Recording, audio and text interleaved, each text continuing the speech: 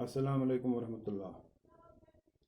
बच्चों, आज के इस वीडियो में हम फिर से एक ऐसी क्वांटिटी देखना चाहेंगे, पढ़ना चाहेंगे, उसके लिए एक्सप्रेशन डिराइव करना चाहेंगे जिस क्वांटिटी की मदद से हम ऑल्टरनेटिंग करंट को मेजर करते हैं। इससे पहले हमने mean value of AC for a half cycle वो हमने देखा था कि फुल साइकिल के लिए जो मीन वैल्यू या एवरेज वैल्यू एसी का होता है वो ज़ीरो होता है। इसलिए हम एसी का जब मीन वैल्यू निकालते हैं तो वो हम हाफ साइकिल के लिए निकालते हैं। उसके लिए हमने एक्सप्रेशन भी ढूंढा। फिर एसी को मेजर करने का एक और तरीका हमारे पास है, और उस तरीके को या उस तरीके से जब हम इस एसी करंट को, ऑल्टरनेटिंग करंट को या एसी वोल्टेज को जब हम मेजर करते हैं इस वाले तरीके से, तो ये एक क्वांटिटी की मदद से हम इसको मेजर करते हैं। और हम उसको, उस क्वांटिटी को नाम क्या देते हैं?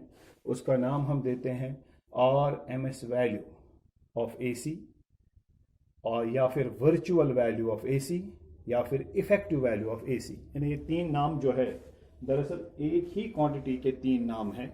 या तो हम उस क्वांटिटी को RMS वैल्यू से जानते हैं, पहचानते हैं, या फिर हम इसको वर्चुअल वैल्यू कहते हैं, वर्चुअल वैल्यू भी यही होता है, या फिर हम इसको इफेक्टिव वैल्यू ऑफ एसी कहते हैं। अब ये RMS वैल्यू जो है, what is this RMS value? RMS जो है ये एब्रिविएशन किसके लिए है? ये है root mean square value of AC. RMS जो है इसका मतलब है, इसका फुल फॉर्म है रूट मीन स्क्वायर, ये root mean square value of AC, AC का रूट मीन स्क्वायर वैल्यू। अब वो क्या होता है वो इस तरह से मैंने आपको समझा सकता हूं।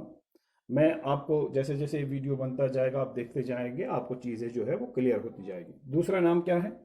Virtual value. तीसरा नाम क्या है? Effective value of AC. अब हम आते हैं डिस्कशन पर कि ये होता क्या है। देख लीजिए कि अगर आपके पास ऑल्टरनेटिंग करंट को कोई तरीका, आसान सा तरीका मेजर करने का नहीं है भाई। क्यों? क्योंकि ये एसी जो आपका है, ये एसी जो आपका है, ये एसी चेंज होता है in magnitude as well as in direction. अब आप कहेंगे कि इसका यहां पर, जैसे हमने पिछले वीडियो में भी कहा है या अभी तक हम कहते आए हैं, अगर ये टाइम एक्सिस है आपका और ये करंट है, आप देखेंगे कि इस टाइम पर, ये जीरो टाइम पर करंट का वैल्यू जीरो है इस ग्राफ के मुताबिक। अब इस टाइम पर अगर आप देखेंगे, ये टाइम जो है, इस टाइम पर करंट का कुछ और वैल्यू है, ये है इसका वैल्यू। फिर अगले टाइम के इंस्टेंट पर करंट का कुछ और ही वैल्यू होगा, ये है इसका वैल्यू। इस दूसरे टाइम पर वैल्यू ये है, और अब ये टाइम मैं लूंगा तो इस टाइम पर जहां मैं डॉट डाल रहा हूं, इस पर करंट का वैल्यू क्या है? मैक्सिमम है, पीक वैल्यू है। आगे बढ़ेगा तो करंट का वैल्यू डिक्रीज हो जाएगा। तो इसका मतलब यह है कि डिफरेंट इंस्टेंट्स ऑफ टाइम पर करंट के वैल्यूज डिफरेंट है। अगर हम यहां पर देखेंगे, इस टाइम पर करंट का वैल्यू क्या है करंट की, तो यहां पर डायरेक्शन भी चेंज हुई है और इसका मैग्नीट्यूड भी चेंज हो गया है, तो पूरा वैल्यू चेंज हो गया है। तो हमारे डिफरेंट इंस्टेंट्स ऑफ टाइम पर करंट के डिफरेंट वैल्यूज है, ये तो हम आप पहले से ही जानते हैं। अब सवाल ये है कि अगर पीक वैल्यू 10 एम्पियर्स है, मान लीजिए मैक्सिमम वैल्यू 10 एम्पियर्स है, तो किसी से अगर हम कहें कि भाई इस करंट का वैल्यू 10 एम्पियर है, 10 एम्पियर्स है, तो क्या वो सही होगा? नहीं, क्योंकि 10 एम्पियर्स तो सिर्फ इसका एक वैल्यू है, और वो एक छोटे इंस्टेंट ऑफ टाइम के लिए करंट का वैल्यू 10 एम्पियर्स होता है। यहां भी करंट का वैल्यू, यहां पर पीक वैल्यू 10 एम्पियर्स है, यहां भी 10 एम्पियर्स है। तो ये तो एक छोटे, अगर आप एक साइकिल देखें तो एक साइकिल में 10 एम्पियर्स करंट तो सिर्फ दो बार बनती है, और एक बार इसकी डायरेक्शन एक होती है, दूसरी बार उसके अपोजिट डायरेक्शन होती है। तो फिर आपको करंट का कौन सा वैल्यू कहना चाहिए कि इस करंट का ये वैल्यू है? तो उसके लिए आपने तो एक देखा कि हम मीन वैल्यू निकालते हैं। फिर हमने देखा कि वो मीन वैल्यू एक साइकिल के लिए तो जीरो होगा पूरे साइकिल के लिए। फिर हमने मीन वैल्यू निकाला हाफ साइकिल के लिए। ये तो एक तरीका हो गया। चलो हम करंट को नाप सकते हैं, मेजर कर सकते हैं इस एसी को by measuring it is mean value, लेकिन वो फिर भी मीन वैल्यू ही रहेगा। वो कोई एक्चुअल वैल्यू नहीं रहेगा। अब दूसरा तरीका इस करंट को मेजर करने का और एक है, क्या कि हम इस करंट को डायरेक्टली मेजर नहीं करेंगे इस एसी को, बल्कि हम इसका इफेक्ट मेजर करेंगे। आप जानते हैं कि करंट के कई इफेक्ट्स होते हैं। जैसे करंट किसी कंडक्टर में से पास हो गई तो उस कंडक्टर में हीट प्रोड्यूस हो गई, तो heating effect of current. Current किसी कंडक्टर में से पास हो गई, उसके इर्द गिर्द एक मैग्नेटिक फील्ड डेवलप हो गया, तो magnetic effect of current. Current किसी इलेक्ट्रोलाइट में से पास हो गई तो उस इलेक्ट्रोलाइट का क्या हो गया, उसको डिसोसिएशन हो गई और वहां आयन्स बन गए, आयनाइजेशन हो गई, वहां उसने डिसोशिएट किया उस इलेक्ट्रोलाइट को, तो ये हो गया केमिकल इफेक्ट ऑफ करंट। तो इसका मतलब ये हुआ कि हम जब कोई करंट किसी चीज में से पास करते हैं तो उस करंट के कई इफेक्ट्स हमें देखने को मिलते हैं। तो क्यों ना हम ऑल्टरनेटिंग करंट को डायरेक्टली मेजर करने के बजाय इसके इफेक्ट को मेजर करें और फिर उस इफेक्ट को कंपेयर करें एक डीसी डायरेक्ट करंट के इफेक्ट के साथ। मिसाल के तौर पर एक करंट मैंने किसी कंडक्टर में से पास की और उस कंडक्टर में से इस एसी ने कोई हीट प्रोड्यूस की, 5 जूल्स हीट। मैंने एक एसी पास किया कुछ टाइम के लिए, एक कंडक्टर में से, उस कंडक्टर में क्या हो गया, हीट प्रोड्यूस हो गई। भाई हीट तो प्रोड्यूस होती है ना जब करंट पास होती है, आई स्क्वायर और टी, जूल्स हीट जिसको आप कहते हैं। तो ये हीट प्रोड्यूस हो गई जब आपने इस कंडक्टर में से करंट पास की। तो जब आपने इस कंडक्टर में से करंट पास की, इसने हीट प्रोड्यूस की किसी टाइम के लिए, मान लीजिए आपने 5 सेकंड के लिए करंट को पास किया और 5 सेकंड के लिए इस कंडक्टर में से, मैं यहां पर बना लेता हूं, चलिए बना ही लेते हैं, थोड़ा सा इससे एक अच्छा फील आता है आपको और थोड़ा अंडरस्टैंडिंग जो है वो बढ़ जाती है चीज़ों की। मान लीजिए एक रेजिस्टर है और इस रेजिस्टर की जो रेजिस्टेंस है एंड दैट इज आर, वो आर है। अब एसी मैंने इसमें से पास किया, इस एसी को मैंने 5 सेकंड के लिए पास किया, 5 सेकंड के लिए एसी को पास किया फॉर 5 सेकंड्स, और कुछ ना कुछ हीट तो प्रोड्यूस होगी इस रेजिस्टर में से। मान लीजिए इसने कोई हीट प्रोड्यूस की 2 जूल्स। एक एसी जो 5 सेकंड के लिए इसमें से पास हुई है उसने 2 जूल हीट प्रोड्यूस की। अब अगर मैं इस एसी को मैं मेजर नहीं कर पा रहा हूं क्योंकि ये इसके डिफरेंट इंस्टेंट्स पर डिफरेंट वैल्यूज हैं, मुझे सिर्फ ये पता है कि मैंने एक एसी पास किया और उस एसी ने 2 जूल हीट प्रोड्यूस की। अब मैं एक डीसी इसमें से पास कराऊंगा, डायरेक्ट करंट, ठीक है भाई। तो जब मैं एक डायरेक्ट करंट इसमें से पास कराऊंगा 5 सेकंड के लिए, ऐसी डायरेक्ट करंट इसमें से मैं पास कराऊंगा ताकि जो डायरेक्ट करंट 5 सेकंड के लिए इतनी ही 2 जूल वो भी हीट प्रोड्यूस कर सके। मतलब मैं इतनी स्ट्रॉन्ग डीसी लाऊंगा ताकि वो जब 5 सेकंड के लिए पास की जाए ना, वो भी 2 सेकंड, वो भी 2 जूल इसी हीट प्रोड्यूस करे। मान लीजिए इसके लिए मुझे लाना पड़ा सपोज 10 एम्पियर्स डीसी, मुझे 10 एम्पियर डीसी लानी पड़ी। उस 10 एम्पियर डीसी ने क्या किया, 5 सेकंड के लिए मैंने उसको पास किया, उसने भी 2 जूल हीट प्रोड्यूस की। अब मुझे बताइए जो इस एसी ने इफेक्ट प्रोड्यूस किया था, इस एसी ने क्या इफेक्ट प्रोड्यूस किया था, एसी ने पहले इफेक्ट प्रोड्यूस किया था हीटिंग इफेक्ट। क्या, उसने 2 जूल्स हीट प्रोड्यूस की थी 5 सेकंड के लिए जब वो एसी पास हुई थी इस रेजिस्टर में से, तो उस एसी ने इस रेजिस्टर में से 2 जूल हीट प्रोड्यूस की थी। और वही ठीक है कि नहीं। इसी रेजिस्टर में से एक डीसी ने 2 जूल्स ही हीट प्रोड्यूस की थी फिर से, और वो डीसी भी पास हुई थी 5 सेकंड के लिए, मगर वो डीसी कितनी थी, 10 एम्पियर। मैं इस बात को इस तरह से कह सकता हूं कि भाई ये जो डीसी है ये कितना है, ये कितनी है 10 एम्पियर्स, इसने कितनी हीट प्रोड्यूस की 2 जूल्स, कितने सेकंड के लिए, 5 सेकंड के लिए। इस एसी ने कितनी हीट प्रोड्यूस की, उसने भी 2 जूल्स, कितने टाइम के लिए, उसने भी 5 सेकंड के लिए। तो फिर मैं ये कहूंगा कि जितना इफेक्ट इस एसी ने डाला, जितना हीटिंग इफेक्ट इस एसी ने प्रोड्यूस किया, उतना ही हीटिंग इफेक्ट इस डीसी ने भी इस रजिस्टर में से प्रोड्यूस किया। यानी इफेक्ट जो है इन दोनों करंट्स का सेम है। तो हम कहेंगे कि अगर ये 10 एम्पियर है तो ये भी 10 एम्पियर मानी जाए। मगर ये वैल्यू इसका 10 एम्पियर ना माना जाए, ये इसका इफेक्टिव वैल्यू माना जाए। हम कहेंगे इस एसी का इफेक्टिव वैल्यू 10 एम्पियर्स है। इसका क्या मतलब है? ये वही इफेक्ट प्रोड्यूस करती है ये एसी जितना 10 एम्पियर डीसी प्रोड्यूस करती है इस रेजिस्टर में से। समझो बात को, एक डीसी 10 एम्पियर डीसी ने जितना हीटिंग इफेक्ट प्रोड्यूस किया था इस रेजिस्टर में से 5 सेकंड के लिए, उतना ही हीटिंग इफेक्ट इस एसी ने भी प्रोड्यूस किया इसी रेजिस्टर में से उतने ही टाइम 5 सेकंड के लिए। तो क्यों ना कहा जाए अगर ये 10 एम्पियर है तो इसको भी 10 ही एम्पियर माना जाए। क्यों? क्योंकि भाई इफेक्ट तो सेम है। लेकिन क्या ये एक्चुअली ये एसी 10 एम्पियर है? डीसी तो 10 एम्पियर है, मगर क्या हमने मेजर किया है कि ये 10 एम्पियर है ये एसी? नहीं। फिर हमने कहा इफेक्ट में ये दोनों सेम है, एक हीटिंग इफेक्ट प्रोड्यूस करने में ये इक्वल है। तो हम कहेंगे कि भाई इसका इफेक्टिव वैल्यू कितना है? जितना 10 एम्पियर डीसी का वैल्यू होता है जितना वो इफेक्ट प्रोड्यूस करती है एक इस रेजिस्टर में से किसी टाइम के लिए, उतना ही ये एसी भी इफेक्ट प्रोड्यूस करती है इसी रेजिस्टर में से उतने ही टाइम के लिए। तो लिहाजा अगर वो 10 एम्पियर है वो डीसी, इसका इफेक्टिव वैल्यू जो है 10 एम्पियर माना जाए एसी का।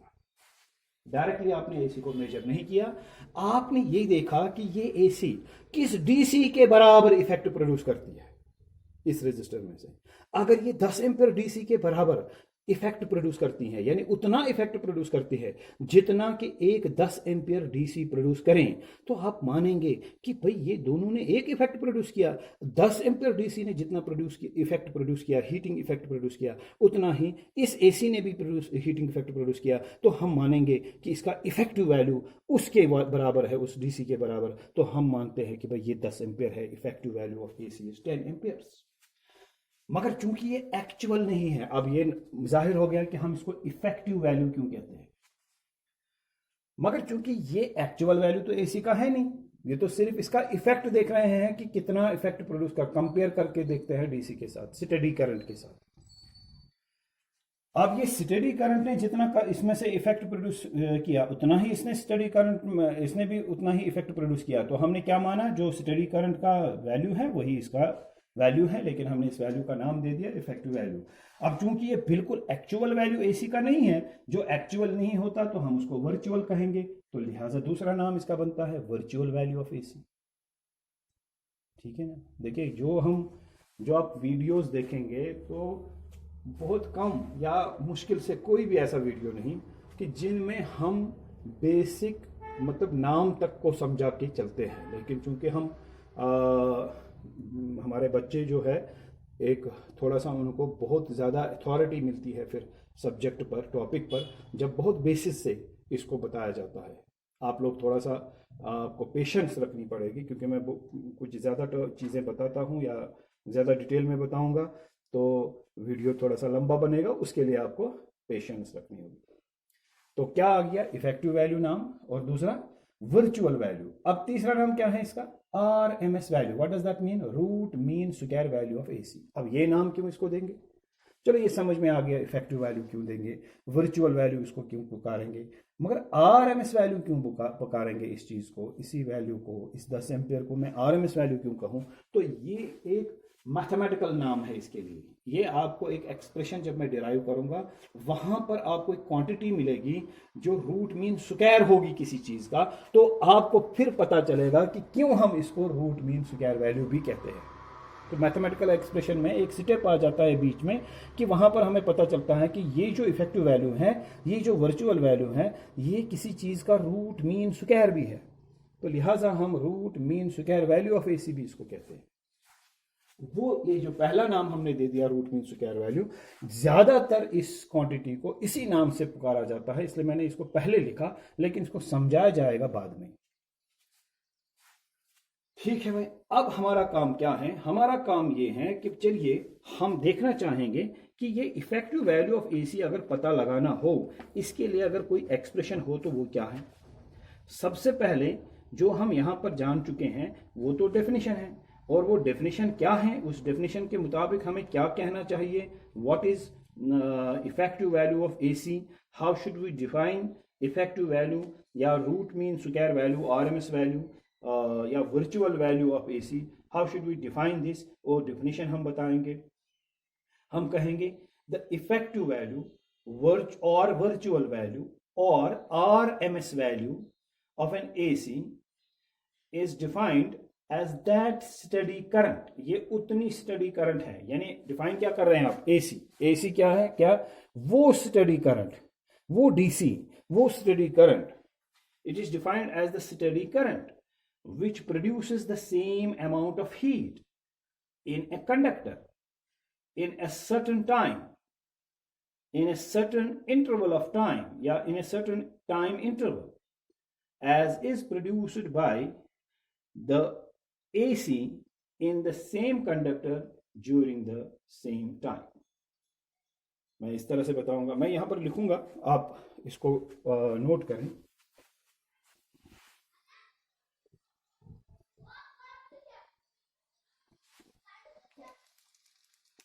RMS value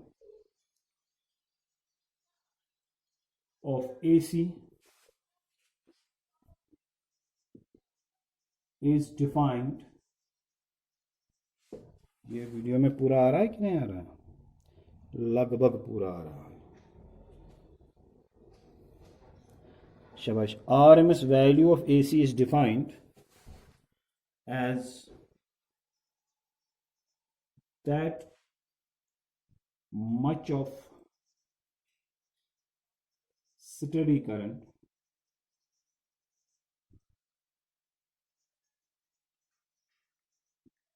which produces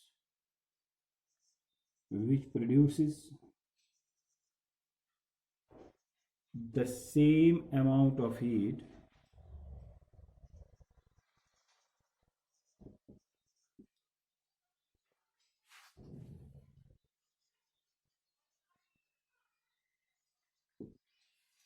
in a conductor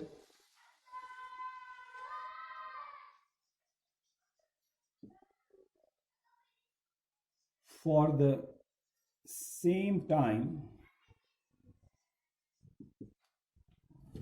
as is produced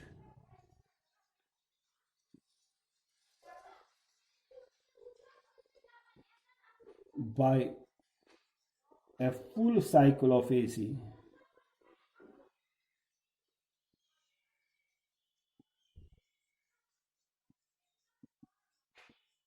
in the same conductor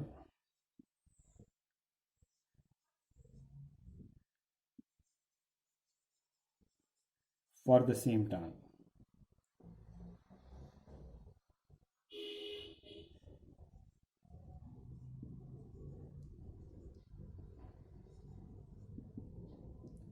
मैं आप इसको थोड़ा सा और समझाऊंगा. RMS value of AC, RMS value of AC is defined. इसको कैसे डिफाइन करते हैं? As that much of steady current. भाई ये उतनी steady current है. AC का RMS वैल्यू उतनी DC, उतनी स्टडी करंट के बराबर होती है. विच produces the same amount of heat. जो स्टडी करंट उतनी ही हीट प्रोड्यूस करे. सुनिए सुनिए और इस पर गौर करिए.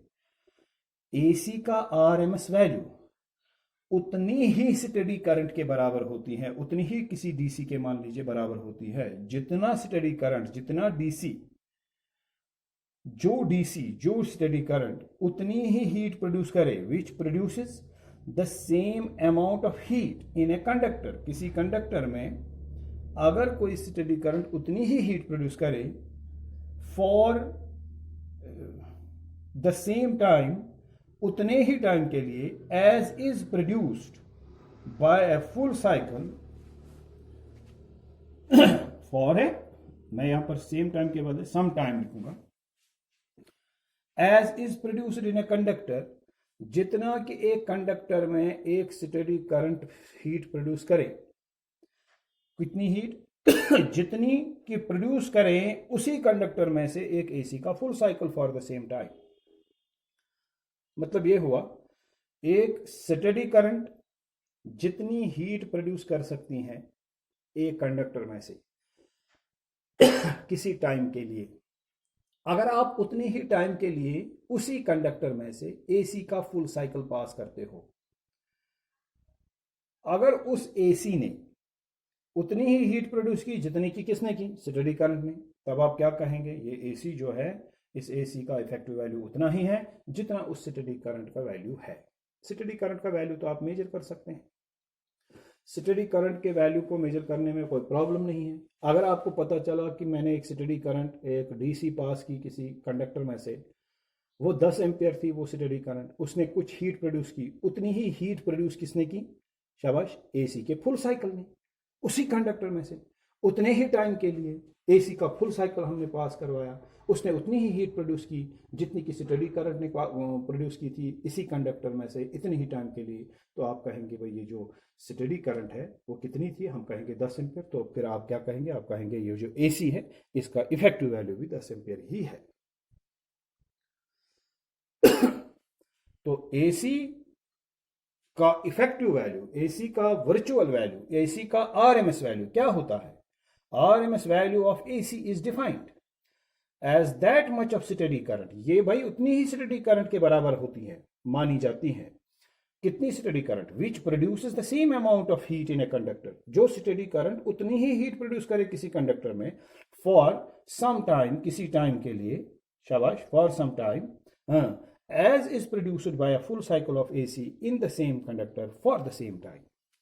जितना कि उसी कंडक्टर में से ये AC प्रोड्यूस करें, फुल साइकिल इसका प्रोड्यूस करे, ठीक है, जब उसको उसी टाइम के लिए पास किया जाए उस कंडक्टर में से, तो फिर हम क्या कहेंगे, हम कहेंगे भाई इस AC का जो इफेक्टिव वैल्यू है वो उस स्टडी करंट के एक्चुअल वैल्यू के बराबर है।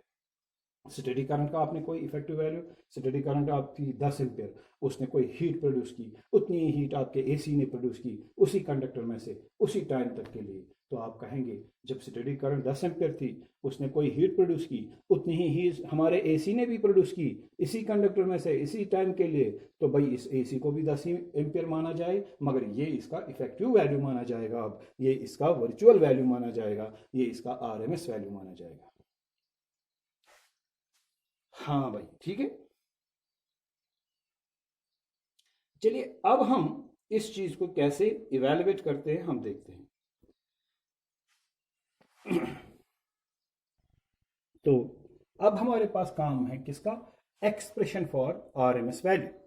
तो एक्सप्रेशन फॉर आरएमएस वैल्यू कैसे डिराइव किया जाएगा ये देख लीजिए। चलिए हम मान के चलते हैं कि थोड़ी देर के लिए हमने एक एसी एक रेजिस्टर में से पास की। आपके पास एक रेजिस्टर है आर और इसमें से आपने एक एसी पास करवाया और ये छोटे टाइम तक के लिए आपने पास किया। क्या टाइम है वो, dt, ठीक है ना। आपका जो करंट इसमें से पास हो गया वो एसी है, उसका इंस्टेंटेनियस वैल्यू किसके बराबर होगा, आई नॉट साइन ओमेगा टी। यानी ये एसी आपने dt टाइम के लिए इस रेजिस्टर में से पास करवाया, तो ये कुछ ना कुछ हीट प्रोड्यूस करेगा। इस रेजिस्टर की रेजिस्टेंस जो है वो है आर। आप जानते हैं कि हीट प्रोड्यूस किसके बराबर होती है, आई स्क्वायर आर टी, ठीक है भाई। मगर क्योंकि आपने बहुत कम टाइम के लिए करंट को पास करवाया dt के लिए, तो small amount of heat produce होगा, तो हम उसका नाम देंगे dH। तो ये dH किसने ये क्या है dH, now this is the heat produced in this resistor. ये इस रेजिस्टर में हीट प्रोड्यूस्ड है। और किसने ये हीट प्रोड्यूस करवाई, जब आपने ये वाली एसी dt टाइम के लिए इसमें से पास की।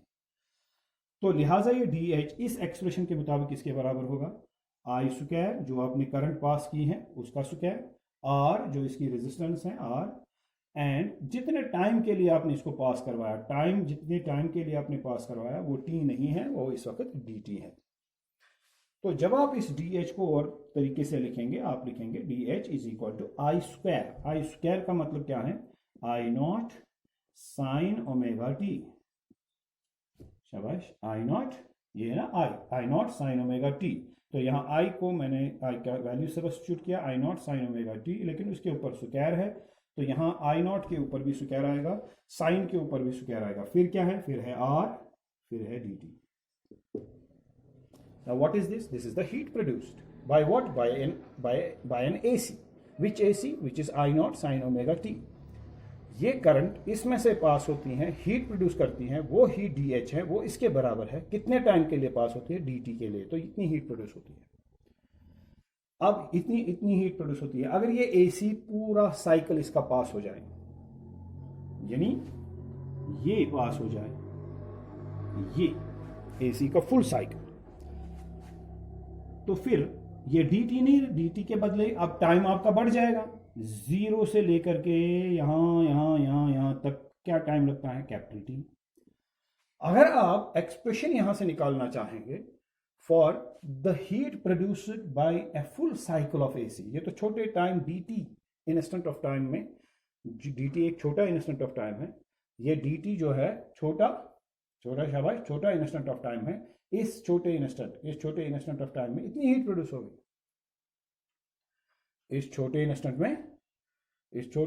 में इतनी हीट प्रोड्यूस होगी, लेकिन पूरे एक साइकिल में कितनी हीट प्रोड्यूस होगी, तो हमें इसको इंटीग्रेट करना पड़ेगा। तो जब हम इंटीग्रेट करेंगे हमें टोटल हीट मिलेगी H, वो किसके बराबर आएगी, integration of I naught square sine square omega t r d t, इसका integration within the limit 0 to capital T, क्योंकि for full cycle time vary हो जाएगा 0 से लेकर t तक। तो यहाँ dt का मतलब क्या है, you are integrating with respect to time, तो लिमिट्स किस में लगेंगे, इन टर्म्स ऑफ टाइम। तो टाइम कहाँ से कहाँ चेंज हो जाएगा फुल साइकिल के लिए, 0 टू कैपिटल टी। इस एक्सप्रेशन को, इस इंटीग्रल को जब आप सॉल्व करेंगे तो आपको टोटल हीट मिलेगी। तो total heat produced H is equal to, इसमें जरा देख लेते हैं कौन कौन सी चीजें कांस्टेंट हैं। देखिए पीक वैल्यू ऑफ करंट जो है वो चेंज नहीं होगा, रेजिस्टर का रेजिस्टेंस चेंज नहीं होगा, तो ये दो चीजें तो बाहर आ जाएंगी। तो I should write here I naught square R, फिर रहेगा integration of what, sine square omega t d t within the limit 0 to t। अब हमें काम क्या करना होगा, हमें इस sine square omega t d t को, ये जो इंटीग्रल है, इस इंटीग्रल को हमें सॉल्व करना होगा, हमें इसका वैल्यू निकालना होगा, इसको इंटीग्रेट करना होगा। जब हम इसको इंटीग्रेट करेंगे, sign square omega t d t का इंटीग्रल जब हम पता चलेगा तो हमें हीट प्रोड्यूस पता चलेगी। तो हमारा काम क्या है, पहले मैं इसका नाम रखूंगा equation first, I will call this equation first. अब इस इक्वेशन फर्स्ट में जो ये पार्ट है, कौन सा part, integration of sine square omega T, हम पहले इसका वैल्यू ढूंढेंगे, उसको फिर इसमें सब्स्टिट्यूट करेंगे फर्स्ट इक्वेशन में, तब हमें मिलेगा हीट प्रोड्यूस्ड, ठीक है ना। तो ये बनेगा H is equal to I square R and शाबाश, नाउ इंटीग्रेशन ऑफ, नहीं I स्क्वायर R नहीं, मैं यहां पर इवेलुएट अलग से करूंगा दिस, तो मैं यहां पर लिखूंगा evaluating integration of sin square omega t dt within the limit 0 to t, ठीक है ना। अब इस इंटीग्रल को सॉल्व करने के लिए हमारे पास तरीका क्या है, ये देख लीजिए। हम इस साइन को कॉस में कन्वर्ट करते हैं। देखिए अगर आप इसको कॉस में कन्वर्ट करेंगे तो ये क्या बनेगा आपका, ये बनेगा इज इक्वल टू, शाबाश, sine square omega t 1 minus cos of 2 omega t whole divide by 2 into d t within the limit 0 to t. ये इसके बराबर आएगा। भाई क्यों आएगा ये मैं बताऊंगा आपको।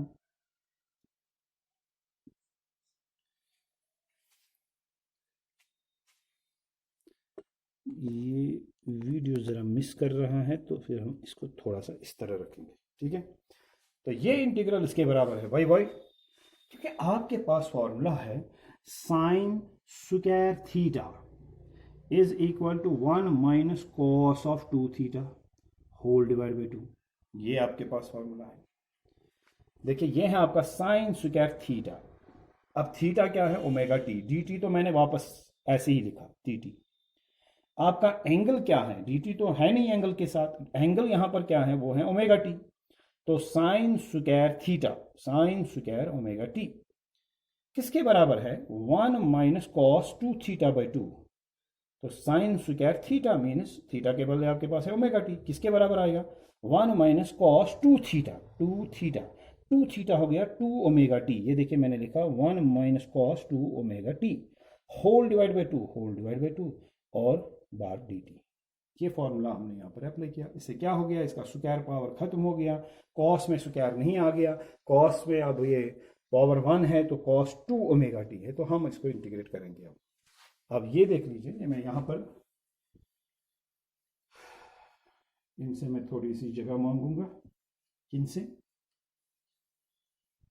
इन एक्सप्रेशन से। आप देख लीजिए क्या होगा। अब ये जो आपका इंटीग्रल है, integration of sine square omega t d t 0 to t, है किसी में दम इसको सॉल्व करने का? और भाई है कि नहीं पता नहीं, चलो आप देख लीजिए, ये आपको आगे क्वेश्चंस में भी ज़रूरत पड़ेगा, जो हमें यहाँ पर वैल्यू मिलेगा वहाँ पर हम उसका वैल्यू डायरेक्टली भी सब्स्टिट्यूट कर सकते हैं। इस इंटीग्रल को तरीके से लिखिए। देखिए यहाँ क्या है, D T 1/2 into d t, ये तो एक चीज़ बनेगी इसमें, 1/2 डी टी बना कि नहीं? देखिए 1/2 इंटू डी टी, फिर माइनस, शाबाश, cos of 2 omega t d t whole divide by 2। इसलिए 2 जो है ये इस 1 के साथ भी, इसके साथ भी, तो मैं लिखूंगा cos of 2 omega t d T divide by 2। अब इसके साथ ये दरअसल दो टर्म्स हैं क्योंकि बीच में माइनस है। एक है 1/2 डी टी, इसका भी अपना इंटीग्रल है। दूसरा है minus cos of 2 omega T divide by 2, ठीक है, इंटू डी टी, उसका भी अपना इंटीग्रल रहेगा। यानी ये इस तरह से रहेगा, 0 to t 0 to t। और भाई समझते हो कि नहीं? 1/2 डी टी इंटीग्रल साइन के साथ, 1/2 डी टी इंटीग्रल साइन के साथ, लिमिट्स भी है। Cos of 2 omega t d T divide by 2, cos of 2 omega t d T divide by 2, ये भी अपनी इंटीग्रल साइन के साथ, इंटीग्रल साइन के साथ, लिमिट्स भी वापस। अच्छा, मैं एक और बात कर सकता हूं, ये इस तरह से लिख सकते हैं, integration of sine square omega t d t, ठीक है, 0 to t is equal to, ये 1/2 बाहर आएगा, 1/2 integration of d t 0 to t, इसका भी 1/2 बाहर, -1/2 integration of what, integration of, शाबाश, cos of 2 omega t d t. ये देख रहे हैं आप?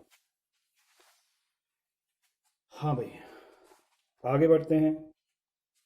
शाबाश शाबाश शाबाश, डरना नहीं है, डर के आगे ही जीत है, ठीक है ना?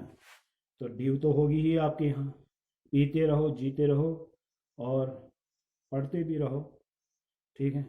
इज इक्वल टू, शाबाश, 1/2, यहाँ क्या इंटीग्रेशन आएगा इसका, t 0 to t। आप जानते हैं integration of 1 with respect to t, that is t। तो शाबाश, कॉस का इंटीग्रेशन बताइए, व्हाट इज इंटीग्रेशन फॉर, यहाँ पर पहले लिखूंगा -1/2। फिर कॉस का इंटीग्रेशन बताइए क्या होता है, साइन होता है, वेरी गुड, लिखिए साइन ऑफ 2 ओमेगा टी। आप इंटीग्रेट कर रहे हैं विद रिस्पेक्ट टू टी, तो ये वो t जो है यहाँ पर लिखा है 2 omega t d t. D t का मतलब क्या है, integration with respect to t. तो जो t के बगैर वहां पर चीज है वो क्या है, 2 ओमेगा, वो बनेगा कोफिशिएंट, वो यहाँ पर डिवाइड होगा। पीछे भी हम कर चुके हैं। अगर हम डिफरेंशिएट कर रहे होते तो ये t के साथ जो कोफिशिएंट है वो मल्टीप्लाई हो जाता, क्योंकि भाई वहां पर डिफरेंशिएशन ऑफ एंगल भी किया जाता है। तो यहाँ पर इंटीग्रेशन में यही टी का जो कोफिशिएंट है वो डिवाइड हो जाएगा, जैसे मैंने परसों दिखाया था साइन ऑफ ए एक्स, यानी पिछले वाले वीडियो में। और आप में से बहुत ऐसे लोग हैं जो पीछे वाले वीडियोस नहीं देखते हैं और आगे बढ़ते जाते हैं, फिर समझ कुछ नहीं आता है, कोसते रहते हैं, लेकिन उनके दिमाग में होता है कि बाप के पास पैसा है, बिजनेस ही करना है, ठीक है कि नहीं, या फिर बाप के पास पैसा है, कहीं ना कहीं एडमिशन तो होगा ही बाहर, ठीक है। चलिए, अब तो वैसे हालात ऐसे हो गए हैं कि बाहर की बात ही नहीं। अब देख लीजिए, integration of sine square omega t d T, corona की वजह से हो गया सारा, 1/2, ठीक है। यहाँ t, अभी मैं लिमिट्स नहीं दे रहा हूँ, 0 to t माइनस 2 2 जार 4, ये बाहर करेंगे हम 2 ओमेगा, तो ये आएगा 1/4 omega sine of 2 omega T within the limit 0 to t।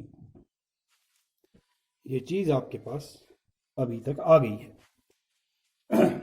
शाबाश, मैं इसको ऊपर ही लिखूंगा, तो यहाँ हमें जगह मिलेगी, ये भी हमें नहीं चाहिए, इसको भी रब करेंगे, आपने इसको कॉपी किया होगा। अब आगे बढ़ते हैं, integration of what, sine square omega t d t within the limit 0 to t। अब लिमिट से अप्लाई करेंगे, जरा देख लीजिए। पहले यहां पर क्या लिखेंगे, 1/2 लिखा, इस टी के बदले upper limit that is T, minus इसी के बदले लोअर लिमिट दैट इज 0। आगे बढ़िए, -1/4 ओमेगा, शाबाश, sine of 2 omega t, sine of 2 omega, अरे भाई यहाँ आपको दिखेगा नहीं, मैं इस चीज़ को यहाँ पर लिखूंगा, -1/4 ओमेगा, ठीक है, और साइन ऑफ 2, तो 2 ऐसे ही लिखूंगा, ओमेगा के बदले लिखेंगे 2π/t, भाई लिखते आए हैं ना, तो लिखेंगे यहाँ भी ओमेगा के बदले 2π/t। फिर क्या है ओमेगा के साथ, स्मॉल टी, उसके बदले अपर लिमिट कैपिटल टी,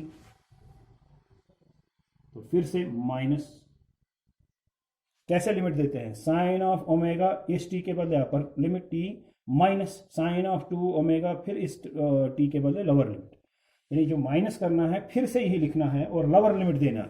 पहले क्या दिया, टी के बदले अपर लिमिट, अब फिर से लिखेंगे माइनस साइन 2 ओमेगा के बदले 2π/t और स्मॉल टी के बदले लोअर लिमिट दैट इज 0। ये आपका इंटीग्रल आ गया अभी तक। आगे बढ़ते हैं और इस स्टेप को मैं यहाँ डिवाइड रब करूँगा, and this is sine square omega t d t, limit from 0 to t equals 1/t, 1/2 into t minus 1/4π। आप जरा इस चीज को देख लीजिए, यहां पर हमें क्या मिलेगा, ये t and t cancels, sine of 4π minus sine of 0, minus sine of 0, क्यों भाई, क्योंकि ये देखिए 0 से मल्टीप्लाई है ना पूरे एंगल को, तो ये 0 ही बनेगा पूरा एंगल। शाबाश, आगे बढ़ते हैं, जवानों कदम बढ़ाओ, sine of sine square omega t d t 0 to t is equal to t/2 minus 1/4π into 0। भाई ये क्या 0 आ गया, 0 0 0, जिधर भी मर्जी उधर 0 घुसा देते हो। कभी ऐसा भी होता है क्या दुनिया में? हाँ होता है, क्योंकि ये साइन 4π है और साइन पाई क्या होता है 0, साइन 2π क्या होता है 0, साइन 3π क्या होता है 0, साइन 4π, साइन 5π, 6π, 7π, nπ 0, ठीक है ना। साइन 0 ये भी 0 है, तो ये क्या आएगा, 0 - 0 वो क्या होता है 0, ठीक है ना। तो क्या बन गया, ये बन गया जी integration of sine square omega t d t 0 to t is equal to खाली सिर्फ और सिर्फ, ठीक है ना, t/2, बाकी 0। अब देखिए इतना बड़ा इंटीग्रल, इतना काम किया हमने, पहले एक साइन को कॉस में लिखा, फिर पता नहीं क्या क्या किया, और आखिर में क्या मिला, t/2। अच्छी बात है, इससे हमारा काम जो है और एक्सप्रेशंस जो हैं वो और ज़्यादा सिंप्लीफाई करने हो जाती हैं और आसानी हो जाती है। अब इसको हमने लिया कहाँ से था, इक्वेशन फर्स्ट से। अब इक्वेशन फर्स्ट में ही इसको सब्स्टिट्यूट कीजिए, तो फ्रॉम इक्वेशन फर्स्ट, शाबाश, फ्रॉम इक्वेशन फर्स्ट में आपको क्या था भाई, इक्वेशन फर्स्ट में आपको था heat produced by this full cycle of AC is I0² or integration of sin square omega t dt 0 to t। ये आपकी इक्वेशन फर्स्ट थी, मैंने तो रब की है, आप लोगों ने अगर कॉपी की है तो आप लोग वहां पर से देख सकते हो। मुझे पूरा यकीन है कि आप कागज और पेन इस्तेमाल नहीं करते हो, क्योंकि किसी ने आपसे कहा है कागज बचाओ, ठीक है। So H is equal to I0² r into, ये जो integration of sine square omega t है, integration of sine square omega t कितना आ गया, t/2, सब्स्टिट्यूट कीजिए t/2। तो एक एसी का फुल साइकिल जब इस रेजिस्टर में से पास होगा, इस रेजिस्टर में से जब पास होगा, एक एसी का फुल साइकिल कितने टाइम के लिए फुल साइकिल पास होता है, कैपिटल टी के लिए। तो रेजिस्टेंस कितनी है, आर। एसी का फुल साइकिल यानी टाइम टी के, कैपिटल टी के लिए जब इसमें से पास होता है तो ये इतनी हीट प्रोड्यूस करता है। मगर इतनी ही हीट प्रोड्यूस करनी चाहिए कौन, वो स्टेडी करंट। अगर हम इसमें से एक स्टेडी करंट पास करते हैं और अगर वो स्टेडी करंट, अब सीधे ही उसका वैल्यू मैं रखूंगा IV, अगर उसका वैल्यू है IV उस स्टेडी करंट का, तो अगर वो स्टेडी करंट इसमें से पास करवाई जाए इसी रेजिस्टर में इसी टाइम के लिए, वो कितनी हीट प्रोड्यूस करेगा। तो हम लिखेंगे heat produced by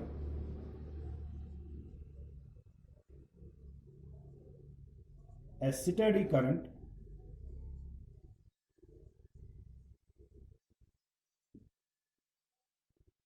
in R, इस R में से for टाइम t, इसी कैपिटल टाइम t के लिए।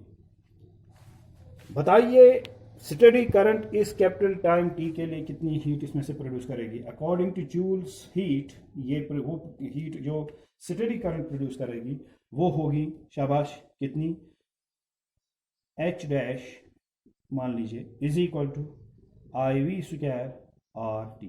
वो स्टेडी करंट कितनी है, IV।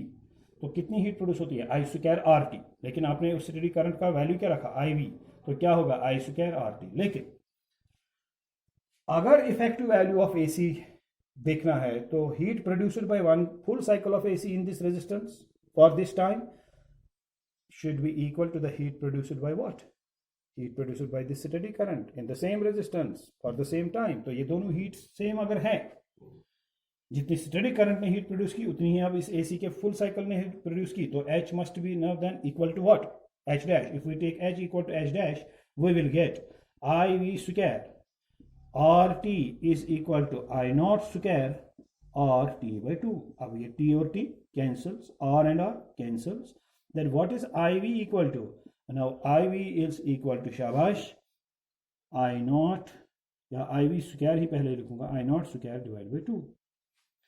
आप इसको इस तरह से भी लिख सकते हैं, IV is equal to I naught divide by square root of 2। अब ये IV क्या है, वो स्टेडी करंट जिसने उतनी ही हीट प्रोड्यूस की इस साइकिल में, इस रेजिस्टर में से जितनी हीट इस रेजिस्टर में से प्रोड्यूस की थी उस AC के एक साइकिल में। मगर इसी स्टेडी करंट को हम क्या नाम देते हैं, या उस AC के एक साइकिल को हम क्या नाम देते हैं, इफेक्टिव वैल्यू। और वो किसके बराबर होता है, इस स्टेडी करंट के बराबर। ये स्टेडी करंट, इस स्टेडी करंट का जो वैल्यू है यानी ये IV, इसी को माना जाएगा, इसी के बराबर माना जाएगा इफेक्टिव वैल्यू ऑफ AC, इसी के बराबर माना जाएगा वर्चुअल वैल्यू ऑफ AC। लिहाजा यही है हमारा वर्चुअल वैल्यू ऑफ AC। कौन सी स्टेडी करंट, जिसने वही हीट प्रोड्यूस की, उतनी ही हीट प्रोड्यूस की जितनी हीट AC के फुल साइकिल ने प्रोड्यूस की थी इसी रेजिस्टेंस में से। उसी स्टेडी करंट को, उतने ही स्टेडी करंट को जितना उस स्टेडी करंट का वैल्यू है, यानी उसका वैल्यू क्या है IV, इतने इसी स्टेडी करंट के जितना इसका वैल्यू है उतना ही अब वैल्यू हमारे पास, उतना ही वैल्यू है किसका, इफेक्टिव वैल्यू उतना ही है इस AC का। है बात समझ में। So what is the effective value of AC? What is the virtual value of AC? It is IV. What is it equal to? I naught divided by root 2. It is equal to, हाँ देखिए ये IV जो है ये है क्या, ये दरअसल स्टेडी करंट का वैल्यू है, मगर उसी स्टेडी करंट के बराबर हमारा AC का इफेक्टिव वैल्यू है। लिहाजा इसी को मानेंगे इफेक्टिव वैल्यू ऑफ AC, इसी को मानेंगे वर्चुअल वैल्यू ऑफ AC। इसीलिए मैंने IV, V for virtual value of AC है। जो हमने यहाँ पर करंट निकाली वो स्टेडी करंट निकाली, मगर उसी स्टेडी करंट के बराबर इफेक्टिव वैल्यू है AC का। क्यों, क्योंकि इन दोनों ने सेम इफेक्ट प्रोड्यूस किया, सेम हीट प्रोड्यूस की। ठीक है कि नहीं, किसी कंडक्टर में से, किसी रेजिस्टर में से एक ही टाइम के लिए। आप इसको और तरीकों से भी लिख सकते हैं, लिहाजा आप इसको लिख सकते हैं, शाबाश, IV इज इक्वल टू, शाबाश, क्या, I effective is equal to I R M S, इसी को आप आर एम एस वैल्यू भी कहते हैं, is equal to I naught by root two. अच्छा, इस I naught by root two को और तरीके से भी लिख सकते हैं, 1/√2 इंटू आई नॉट। अब ये बताइए, ये 1/√2 क्या है, इसका वैल्यू क्या है, इसका वैल्यू है 0.707 I naught. Mean value of AC for half cycle आया था 0.637, मीन वैल्यू ऑफ एसी आया था हाफ साइकिल के लिए 0.637 आई नॉट, मगर वर्चुअल वैल्यू क्या आता है 0.707 आई नॉट। इसका मतलब अगर आप 100 से मल्टीप्लाई करें, शाबाश बताइए, 70.7% ऑफ पीक वैल्यू। मतलब भाई ये आरएमएस वैल्यू जो होता है या ये वर्चुअल वैल्यू जो होता है, ये 70.7% ऑफ पीक वैल्यू होता है। अब आप देख लीजिए, अगर आपको कभी एसी का पीक वैल्यू पता हो, खाली एक वैल्यू पीक वैल्यू, तो आप उस पीक वैल्यू की मदद से क्या निकाल सकते हैं, आरएमएस वैल्यू, या आप कहिए इफेक्टिव वैल्यू, या आप कहिए वर्चुअल वैल्यू, ठीक है ना। तो इस तरीके से आप बताइए, आपकी मुश्किल तो आसान हो गई। आपको सिर्फ एक पीक वैल्यू पता लगाना है, या पता होगा तो फिर आप आरएमएस वैल्यू वगैरह निकाल सकते हैं। बाकी कोई झंझट आपको याद रखने की ज़रूरत नहीं है, आपको सिर्फ एक एक्सप्रेशन याद रखने की ज़रूरत है। अब मैं इस पर कुछ न्यूमेरिकल्स भी आपको दिखाता, लेकिन वीडियो ज़रा बड़ा बन गया, आप लोग फिर इसको देख भी नहीं पाओगे, और हम यहाँ पर अपलोड करने में भी हमें दिक्कत आएगी। मैं अगले वीडियो में ज़रूर इस पर न्यूमेरिकल्स आपको दिखाऊंगा, ठीक है ना। लेकिन यहाँ पर मैं अगर एक चीज़ आपको बताऊं, चलिए वो उसी वीडियो में करते हैं कि अब आर एम एस वैल्यू जो है, ये नाम हम क्यों देते हैं एक्सप्रेशन में, कहाँ पर हम इस नाम को इंट्रोड्यूस कर सकते हैं, वो अगले ही वीडियो में। चलिए, थैंक यू वेरी मच।